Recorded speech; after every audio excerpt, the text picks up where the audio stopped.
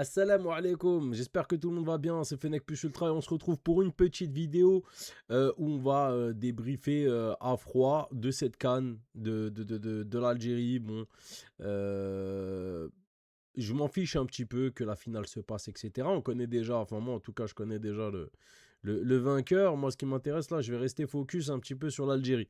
Voilà, et parler de la CAN, mais parler de son comment dire, de comment ça se passe et la comparer aux autres cannes finalement qu'on a pu connaître. Donc comment ça va se passer? Je vais commencer par vous donner mes tops et mes flops. Donc top 3 de mes tops et top 3 de mes flops. Je vais faire une petite parenthèse sur quelqu'un et puis je vais parler, Inch'Allah, de la CAN et de l'avenir de cette équipe nationale. Et possiblement aussi de l'avenir entre guillemets, de la chaîne. Vous comprendrez, on y reviendra un peu plus tard, Inch'Allah. Donc, bah pour commencer, les tops. Donc les tops, les frères, pour être totalement honnête avec vous, il n'y a pas réellement de top dans cette équipe nationale. C'est-à-dire que tous les joueurs ont eu des matchs où ils ont été assez bons et d'autres matchs où ils sont passés un petit peu à côté. J'ai envie de dire à côté, enfin, voilà quoi. Et donc, franchement, ce que j'ai mis en avant pour moi, c'était plutôt celui que je vais mettre numéro un pour moi, c'est celui qui a été le plus régulier. C'est-à-dire que tous les matchs qu'il a fait, il n'a jamais été mauvais, selon moi. Et c'est pour ça que je vais vous surprendre, mais pour moi, le top de cette équipe nationale, c'est Belrali. Je sais qu'il ne fait pas l'unanimité, mais pour moi, à mon sens, si on doit mettre un top dans cette équipe nationale, à savoir un joueur qui a été satisfaisant au minimum à chaque fois qu'il est rentré, c'est Belrali. Je pense qu'il n'est jamais passé à côté d'un de ses matchs. Le seul match où on lui a fait un reproche, c'était lors de son deuxième match, on ne le voyait pas trop monter. Premier ou deuxième match, j'ai un doute, hein. Mais on ne le voyait pas trop monter offensivement parce que c'était clairement une consigne de Petkovic pour pouvoir laisser vivre Riyad Mahrez. Mais sinon, masterclass. Surtout sur son avant-dernier match, c'est masterclass qui nous a sorti. Donc moi, c'est Belrali que je mettrais top parce qu'il n'a jamais été mauvais. Il a toujours été bon, voire excellent. Donc voilà pourquoi je mettrais Belrali. Bon en attaque, bon en défense. Beaucoup se demandaient s'il méritait sa place de titulaire. Moi, je suis convaincu que oui. Pour Chergui, impatient de voir aussi ce qu'il peut donner dans cette équipe nationale. Mais je pense que je suis l'un des seuls qui voit Chergui en défenseur central. Voilà, je le vois pour l'avenir de l'équipe nationale en remplaçant Daïssa Mandji. Voilà, dites-moi ce que vous en pensez. Chergui, défenseur central pour moi. Belrali est trop précieux sur le côté droit, les frères. Que ce soit en piston ou que ce soit arrière droit, il a montré qu'il pouvait jouer dans les deux postes. Donc moi, je mettrais Belrali en numéro un. En numéro 2, je mettrais, ça ne sera pas un titulaire, je mettrais Hedj Moussa. Hedj Moussa parce que pareil, il n'a jamais été mauvais. Il a été remplaçant. Il a essayé, mais il rentrait dans des matchs qui étaient des matchs bourbiers, hein, où on sentait qu'il n'y avait rien à faire. Et le seul match où il est titulaire, il nous sort une masterclass, je répète, hein. Hedj Moussa avec l'équipe nationale, c'est seulement 2 matchs titulaires. Et les 2 matchs où il est titulaire, il est 2 fois homme du match. Donc voilà, aujourd'hui on parle de Hedj Moussa parce qu'on est en plein mercato. On parle de Hedj Moussa à Liverpool et à Chelsea. On parle pas quand il y avait des rumeurs pendant la CAN où ça parlait de l'OM. Moi je disais mais il faut pas parler de l'OM. L'OM c'est trop petit pour Hedj Moussa, c'est une réalité. Il a un palier à passer, c'est pas avec l'OM qui va le passer. Et donc voilà, Hedj Moussa, bref, pour revenir sur sa CAN, ouais, il faut revoir le match contre la Guinée. Il a mis des étoiles dans les yeux à toute l'Afrique, tout le monde était choqué. Et puis ses entrées n'étaient pas catastrophiques. Voilà, il n'a pas été mauvais, il a été assez bon dans l'ensemble. Il a essayé. Voilà, quand il rentre avec un zéro qui est à côté de lui. On lui enlève Maza. Parce qu'il faut dire que quand il a été homme du match, il a été homme du match avec un Maza à côté de lui. Petkovic, sur le dernier match, il te fait rentrer Hedj Moussa, mais il t'enlève Maza et il te met Shaibi en numéro 10. Et on sait ce que ça donne. Shaibi en numéro 10 en équipe nationale, c'est dégueulasse. Voilà, il ne faut pas avoir peur des mots, c'est vraiment dégueulasse.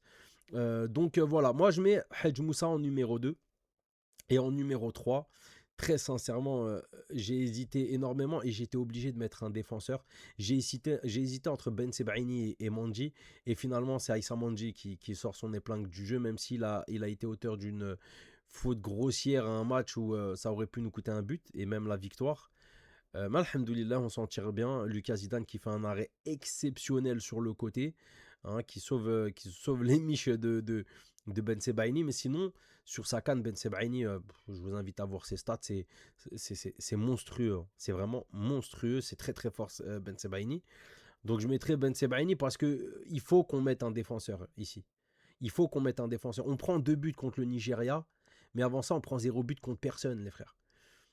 Et on sait très bien que ce match du Nigeria, on le perd parce qu'on n'a pas d'entraîneur, qu'on a un entraîneur éclaté au sol, qui est nul. Voilà, il est nul, nul, nul, nul, nul. Voilà, Wallah, je me retiens d'être vulgaire. Il est nul, ce tocard. Donc, on joue à contre-nature, en défense contre le Nigeria. On prend des buts, je pense que c'est normal, hein. Ils ont été, Mandji et Ben Sebaini, sur ce match-là, ils ont été sevrés de ballon, ils ont sevrés d'attaque et ils ont réussi quand même à tenir la baraque, hein. Et après, forcément, hein, c'est comme les goals, hein. Quand tu subis, il y a 15 frappes dans le match, à un moment donné, c'est obligé de rentrer. Mais avant ça, on jouait notre football, on avait la possession, bizarrement, on prend 0 but. Donc, voilà, et je dis ça, je dis rien, on a vu ce que ça a donné contre. Bon, c'est un autre sujet. Bref, donc voilà pour ce qui est de mes tops au niveau des joueurs. Pour ce qui est de mes flops, bien évidemment que je vais te mettre Mahrez. Mahrez, je suis obligé de te le mettre, je suis désolé, mais Mahrez, bon contre le Soudan, et encore. Oui, oui, oui, je sais. Et encore, pourquoi? Parce que il met un doublé. Il n'a pas été mauvais, hein. Franchement, il a été bon. Je me suis même excusé. Mais finalement, quand tu prends du recul, parce que ça, c'est à chaud, mais à froid, quand tu prends du recul, est-ce qu'il a pesé dans la défense? Est-ce que c'est lui qui a amené le danger? Non. En fait, on a voulu faire contre le Nigeria ce qu'on avait fait contre le Soudan, c'est-à-dire qu'on passe sur le côté gauche, Amora fait le travail, la défense se décale sur Amora, ce qui fait que Mahrez est esselé, Mahrez reçoit un ballon. C'était grosso modo, vulgairement, j'ai vulgarisé la chose, hein, mais c'était un peu ça l'idée du match, en tout cas, de notre football lors du premier match. Mais sinon, Mahrez, comme je l'avais dit, grand rendez-vous, il n'était pas là. Fallait pas compter sur lui. Voilà. Grand rendez-vous ou pas d'ailleurs, parce que contre le Burkina Faso, c'était pas un grand rendez-vous et il n'était pas là. En fait, intensité, il n'est pas là. Mahrez, c'est nul. C'est pas, oui, il a une patte, il a rien du tout. Voilà. Aujourd'hui, il a rien du tout. Il nous a tué 3 cannes officiellement. Oui, oui, j'ai bien dit 3 cannes, hein, parce que contre le Nigeria, pareil. Tu mets Hadj Moussa à droite, il est possible que ça te change le match. Pourquoi? Parce que c'était lisible. Quand on récupérait la balle et qu'on essayait d'attaquer, on passait toujours par Amora. Mais pourquoi? Parce que tu es obligé. On doit faire une relance rapide dans la profondeur et tu peux chercher que Amora. C'est sûr que tu ne peux pas chercher Mahrez. Et quand on passait par Amora, il y avait toujours 2 joueurs sur lui. Ben, il le savait, l'entraîneur. Mahrez n'est pas un danger. Le seul moyen pour Mahrez d'être un danger, c'est si on a la possession de balle. Effectivement, il est habile devant les cages. Ça, on ne peut pas lui enlever, frère. Mais dans un match à haute intensité, où on va jouer d'égal à égal, Mahrez, c'est une balle dans le pied qu'il nous met. Il est naze. Il est naze, les frères. Voilà, contre le Burkina, il n'a pas pu. Qu'est-ce que contre le Nigeria, il va te faire quelque chose? Il est naze. Donc voilà, Mahrez, le plus gros flop de cette CAN. Est-ce que je peux rajouter d'autres flops? C'est ça, j'ai dit top 3. Mais finalement, qui on va mettre comme flop? Finalement, on peut pas, il y a personne. Personne n'a vraiment été mauvais. Amora, oui. Amora, on pourrait le mettre franchement, s'il y a des frères qui veulent mettre Amora dans les flops, je suis d'accord. Je peux le comprendre, c'est ça que je veux dire. Je peux le comprendre. Même s'il n'a pas été mis dans les meilleures dispositions, je peux le comprendre, même si il a subi un marquage réellement parce que les gens savaient que c'était notre buteur maison.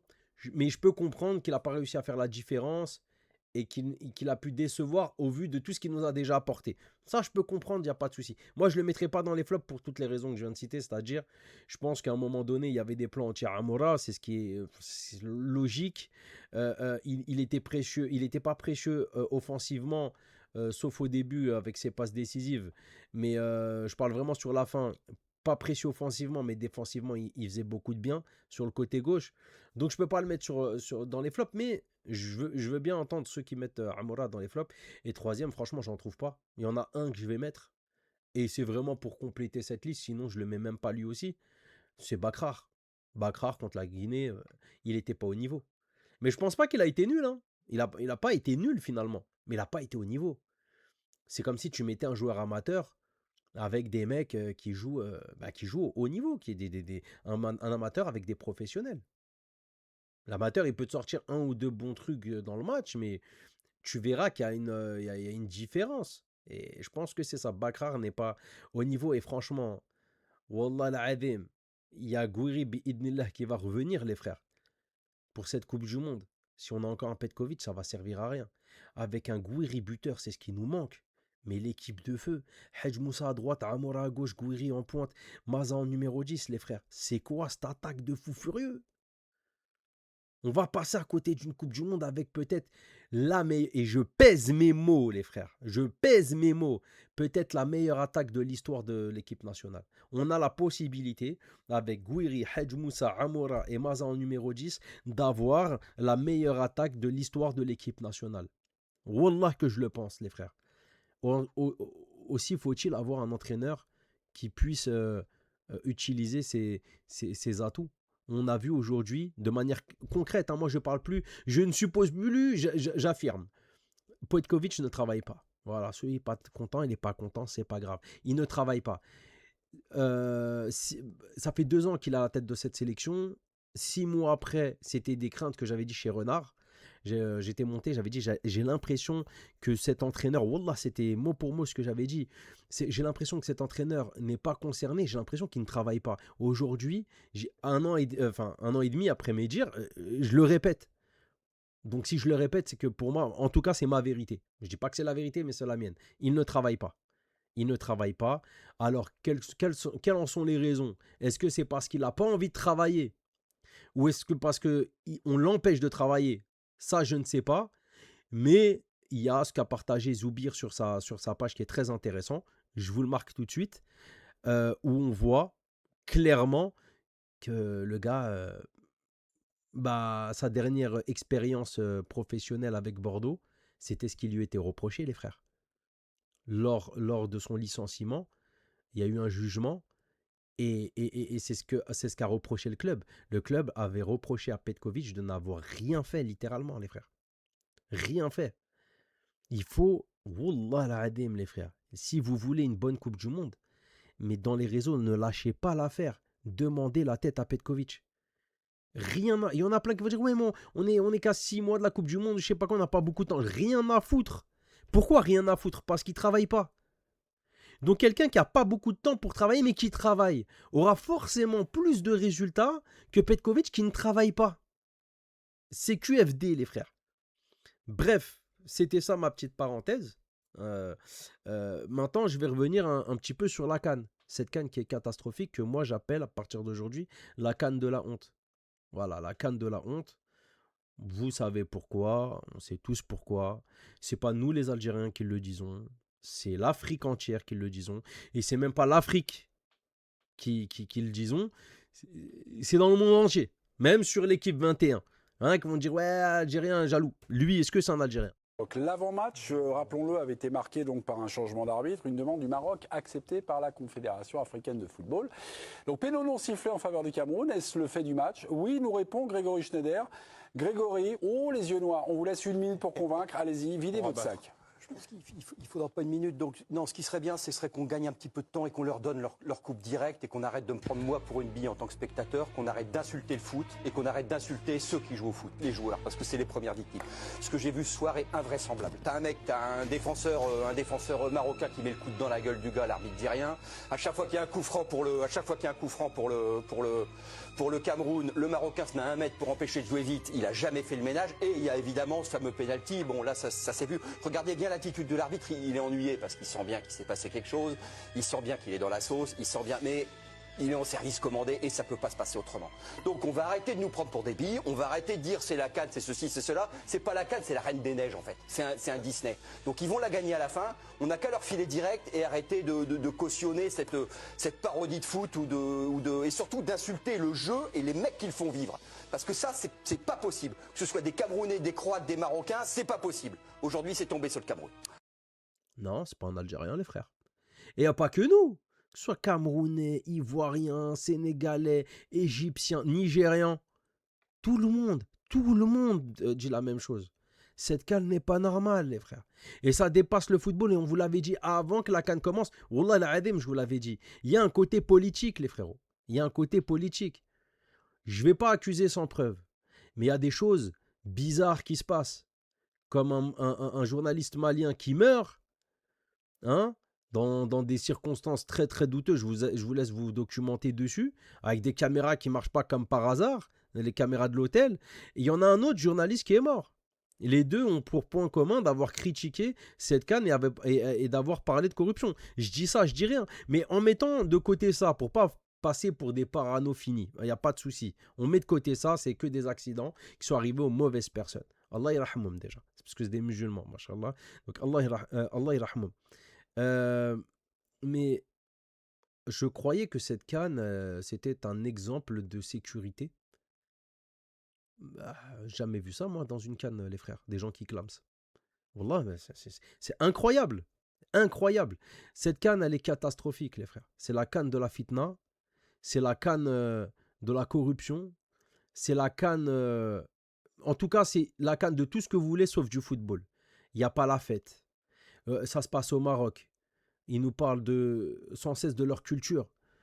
Quand on voyait les CAN à l'époque en Côte d'Ivoire, Cameroun, etc., tu avais plein de